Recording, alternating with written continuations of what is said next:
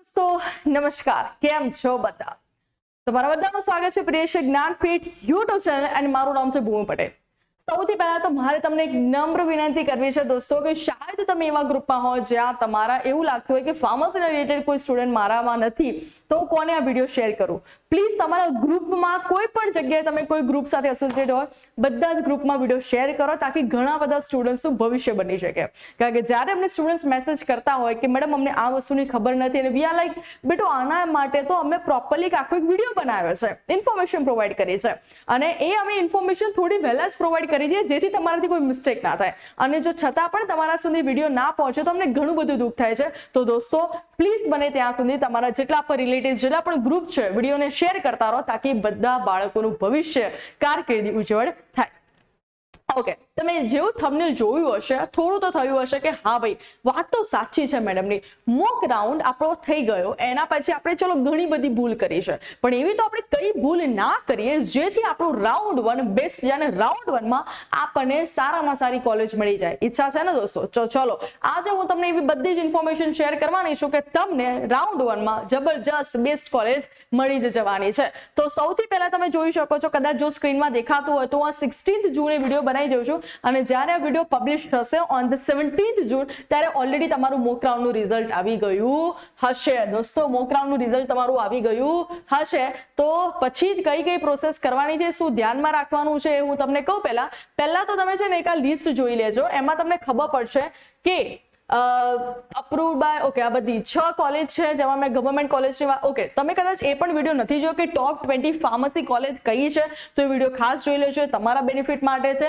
Even મેં last યરના mock રાઉન્ડના result પણ મૂકેલા છે. હા, જેવું કાલે જનરેટ થઈ જશે ત્યારે હું ડેફિનેટલી એના પર પણ વિડીયો મૂકીશ, બનાવીશ કે શું રિઝલ્ટ થયું છે લાસ્ટ યરના મોક રાઉન્ડ આ યરના મોક રાઉન્ડમાં કેટલો ફરક આવ્યો છે અથવા તો કેટલું તમારે રાઉન્ડ 1 માં ધ્યાન રાખવાનું છે. બધી પ્રોસેસ આપણે લાઈવમાં કરવાના છે. તો દોસ્તો લાઈવમાં આવી જજો.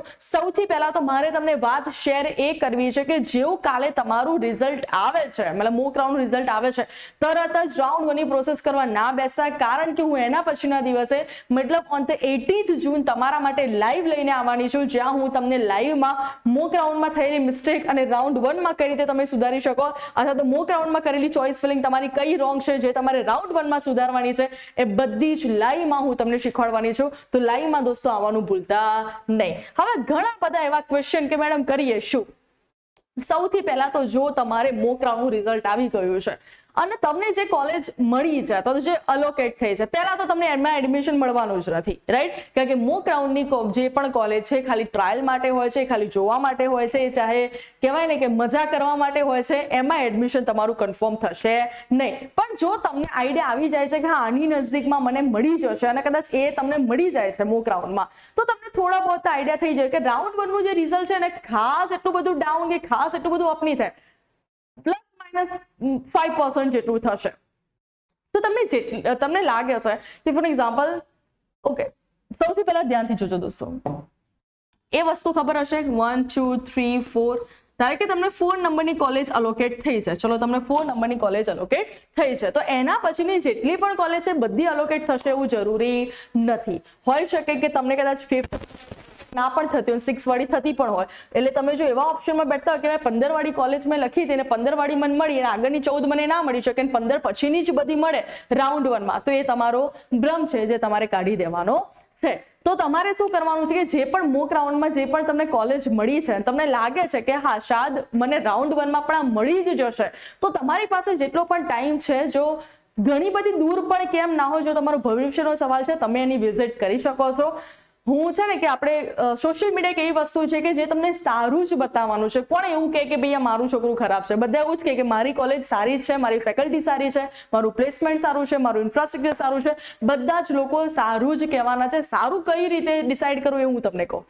જ્યાં તમે ત્યાં જોશો ત્યાં તમે ઇન્ફ્રાસ્ટ્રક્ચર જોશો, ત્યાં તમારી લેબ્સ જોશો, પ્લસ સાથે સાથે ત્યાં તમને ઘણા બધા સ્ટુડન્ટ્સ પણ જોવા મળશે જે લાસ્ટ 3 યા 4 યરથી ભણતા હોય. તમારે એમની પાસે રિવ્યુ માંગવાનો એ તમને સાચું જ કહી દેશે, કારણ કે પૈસા ભરતા હોય શું કરવા ખોટું બોલે, જે હશે સાચે સાચું તમને કહી દેશે કે સારી છે કે ખરાબ છે. આ વસ્તુ ખાસ કરવાની છે. Next college list. મોક રાઉન્ડમાં કદાચ જો તમે કોલેજને ચોઈસ કરવામાં ભૂલ કરી હોય કે પહેલી બીજી ત્રીજી, અથવા તો તમને રેન્ડમલી નાખી દીધી હોય કે મોક રાઉન્ડનું તો ક્યાં આમ પણ ગણવાનું છે, અથવા તો ક્યાં આપણે લેવાના છે એડમિશન, અને જો રેન્ડમલી ગમે તેમ નાખી દીધી છે તો રાઉન્ડ 1માં ભૂલ ના કરતા. કારણ કે સમટાઈમ્સ કેવું થાય છે, ઘણા બધા બાળકો આળસુ વેડાના લીધે એમનો TFWમાં નંબર લાગતો હોવા છતાં પણ કોલેજનું જે લિસ્ટ આપણે કરવાનું ને કે સિક્વન્સ લખવાની, સિક્વન્સ બરાબર ના કરે ને એમના હાથમાંથી TWF જતી રહે. અને મને એવું થાય કે બકા તારું તો આટલું બધું રિઝલ્ટ છે, તને TFW ના આવડી, પોસિબલ જ ના હોય. બટ પોસિબલ છે જ્યારે તમે સિક્વન્સમાં પ્રાયોરિટી જે તમારી છે એ પ્રમાણે કોલેજ ના નાખો તો આ બધા જ પ્રોબ્લેમ આવી શકે છે. નેક્સ્ટ છે ફીડબેક અને પ્લેસમેન્ટની TFWS. ઓકે, જો તમને એવું હોય કે મોક રાઉન્ડમાં તમને TFW મળ્યું હોય તો તમે પછી એવા આમ શ્યોરિટીમાં ના બેસતા આમ વાઘની જેમ કે ભાઈ આ રાઉન્ડમાં મને TFW જ મળશે, એવું ના હોય, જતી પણ રહી શકે છે. તો એ ભાઈ રહેવાનું નહીં બ્રહ્મા. અને જો તમને ફીસ વાળી મળી છે અને કદાચ તમે આ વખતે તમને મોક રાઉન્ડમાં ફીસ વાળી મળી હોય અને જો તમારે એ જ ફીસ વાળીમાં તમારું કન્ફર્મ છે કે આ કોલેજમાં, આ ફાર્મસીની કોલેજમાં મારે એડમિશન લેવું જ છે, તો તમે મેનેજમેન્ટ કોટામાં થ્રુ પણ એ જગ્યાએ એડમિશન તમારું કન્ફર્મ કરી શકો છો, બિફોર રાઉન્ડ 1 જઈ શકો છો. હવે મેનેજમેન્ટ કોટાની સીટ એટલે શું કે આપણે જે ACPC છે એ કે ભાઈ આ કોલેજ છે, એ કોલેજને એવું કે ભાઈ તારી પ્રમાણે 10 કે 20 આટલી જે સીટ છે તમે તમારી રીતે ભરી શકો છો, બાકીની 80 જેટલી સીટ છે હું મારી રીતે ભરીશ, મતલબ ACPC થ્રુ ભરીશ. તો 20 સીટ માં જો તમારે મેનેજમેન્ટ કોટાના થ્રુ ત્યાં કોલેજ વાળા એવું કહે કે હું તમને એડમિશન ફોર્મ આપું, ભરી દો અને તમારું એડમિશન કન્ફર્મ, અને તમને ગમે જ છે એ કોલેજ, તો તમે રાઉન્ડ 1માં ના જાઓ તો પણ ચાલે ને એડમિશન તમે તમારું મેનેજમેન્ટ કોટા થ્રુ કન્ફર્મ કરાવી શકો છો. ફાર્મસી વાળા સ્ટુડન્ટ્સ આ બધી વસ્તુને ધ્યાનમાં રાખજો, કારણ કે રાઉન્ડ 1 અને રાઉન્ડ 2 તમારી પાસે એટલા બધા રાઉન્ડના ઓપ્શન પણ નથી, અને રાઉન્ડ 2માં તો નીટ વાળા સ્ટુડન્ટ્સ પણ આવી જશે. એટલે ચાન્સીસ એ છે કે રાઉન્ડ 1માં તમે સારી કોલેજ પકડો, સારી કોલેજ તમને અલોકેટ થઈ જાય, રાઉન્ડ 1માં તમે તમારી સીટ કન્ફર્મ કરાવી લો. કારણ કે પછી ઇમ્પ્રુવમેન્ટનું રિઝલ્ટ આવશે, નીટના સ્ટુડન્ટ્સ એન્ટ્રી મારશે અને પછી મેરિટ જે બનશે એમાં તમારો નંબર લાગવો થોડો કાઠો પડી શકે છે. ચોઈસ લોક કરવાની કે નહીં કરવાની, ઘણી વખત કીધું છે કે લોક નહીં કરો, પણ નહીં કરો તો પણ ચાલશે, કારણ કે જ્યારે પણ એ લાસ્ટ ડે હશે જે પણ વસ્તુઓ તમારા પોર્ટલમાં દેખાતી હશે ઓટો લોક થઈ જાય છે. પણ એક વસ્તુ ખાસ કહું છું, જેટલી પણ વસ્તુ એડ કરો, જેટલી પણ વસ્તુ રિમૂવ કરો, જેટલી પણ વસ્તુ અપ કરો, જેટલી પણ વસ્તુ ડાઉન કરો, સેવ કરવાનું ભૂલતા નહીં તો બધી વસ્તુ ફરીથી તમારે કરવી પડશે. ઘણા બધા લોકો એવું કહે કે મેડમ મેં તો ખબર જ હતી કે મોક રાઉન્ડનું રિઝલ્ટ તો ક્યાં ગણવાનું જ છે, એટલે મેં તો મોકમાં ચોઈસ ફિલિંગ જ ના કરી, તો હું રાઉન્ડ 1માં જઈ શકું? હા, તમે જઈ શકો છો.